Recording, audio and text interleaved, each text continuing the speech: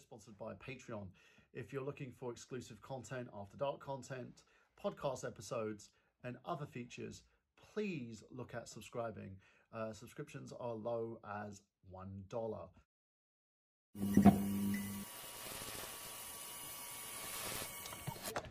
Hey guys, it's Mike here, and yes, I'm sporting a full beard at the moment, and I've just come out for a long walk with Luigi.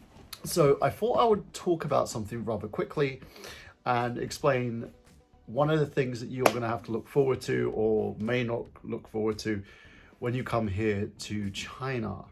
For those people in general who are expats who like to travel and go to different places, there are different experiences, maybe cultural experiences, maybe experiences that you may actually have anywhere in the world, not just here.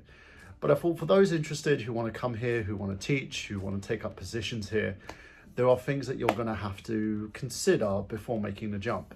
Number one, are you kind of a person who's comfortable being alone, or do you need to have people around you? It's a big thing moving to like another country in general, whether it be China, whether it be anywhere else in the world.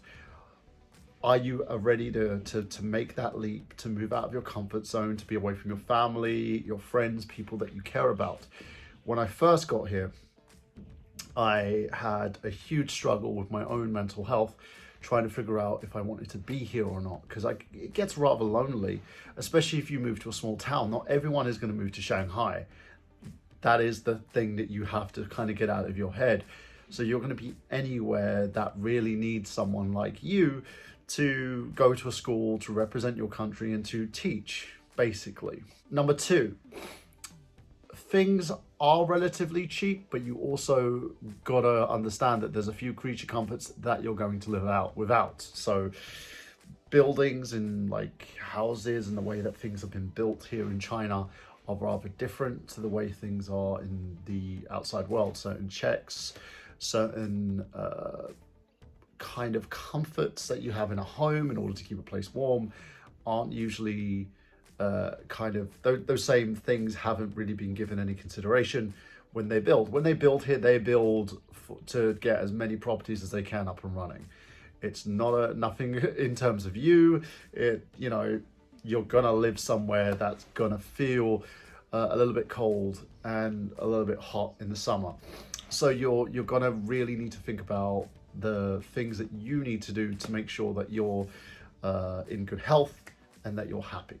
Number three, the lack of drugs that are readily available, because China has a low tolerance policy in terms of dealing with certain drugs, and a lot of that is due to Chinese history. You have to look at that and consider that before moving to China. Stuff like medication that I get to help with my nasal problems when it's the summer, I won't be getting any of that here. They focus a lot more on herbal remedies and herbal medicine, which is great. And if you want anything like to help you, like I take for my diabetes, I take a drug called Litigrade that works with me injecting it into my system and helps me metabolize food a lot faster than someone my age should be able to metabolize food. So when you look at that, you have to think about that before moving in the direction of like getting things that you need. You always have to go to hospital trips. I've got a system in place now where after the first initial hospital trip where I needed someone who could speak Chinese to help me get my medication, I just saved the slips and pass them on to the doctor and just say repeat prescription and then done. So you got to think about that before actually moving here. There's certain things that you're gonna live without. Certain medicines that you can get over the counter, you won't be able to without a doctor's prescription here. It's just the way it is. It's their rules. If you don't like it, I suggest you don't move here. Number four, if you need to be told this, then I think you really have a long-lasting problem. Respect the rules. Living in Asia isn't the land of the lawless. They have their own rules, and certain rules that are kind of between you and other people, like the cultural aspect of the rules, but also the rules with you as a person. there's issues that happen that can arise if you break the rules. So get yourself familiar with the rules in general. Like for instance, when I moved to Shanghai, there was an immigration rule that was relevant in Shanghai that started to be passed around to the smaller cities, and it was literally just make sure that when you come in, you register with the police the next day. You have 24 hours to register yourself, otherwise you could be breaking the law. The good thing about it is it's only a fine. I paid the equivalent of £50. Had to sign a document saying that I am sorry for breaking the rules and I won't do it again, and that the police are nice people, etc., etc. That was fine. I did react a little bit aggressively to the police who were involved in it, because they got very, very annoyed with me about that. But I got very annoyed with them because no one tells you. And this is the thing when it comes to any of the laws or any of the rules, people just assume you know. No one's going to tell you anything. No one's going to tell you what to do. They will assume that you know, and you can get in trouble despite the fact that you ignorantly do not know these things. So make sure that you're very familiar with that as well. Number 5, the biggest one I will say in terms of living abroad is think about why you're coming. If you're going to basically go somewhere because you want to earn, like a lot of these advertisements go, oh, you can earn loads of money and then you can take a trip around China. Unless you're someone who's a successful YouTuber, or you've come into money, or you have savings, that isn't going to happen. And I'll tell you this, unless you decide that from year to year to year, when you re-up your contracts, you're going to go to the next place and then the next place and then the next place. That's fine. You can probably cover a lot of scope around there. I've been to Hong Kong, I've been to Shenzhen, I've lived in Nantong, but mostly I've been around the Jiangsu province, and now I'm in the Zhejiang province. Like for the last 2 years, I've been in Zhejiang, and I'm quite happy being here. So the reality of the fact is, unless you want to make sure you spend a good deal of your pay and savings going on holidays around China, there is no way you're going to actually be able to fund that or afford that.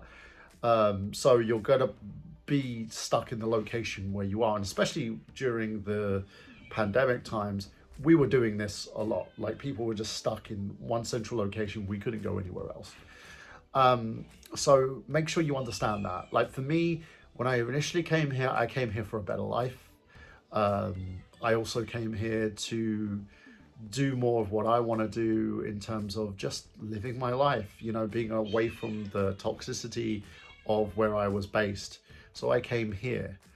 But that's pretty much it, really. Let me know what you think of this video. Do you want to see more vlogs like this, me discussing about certain points in China?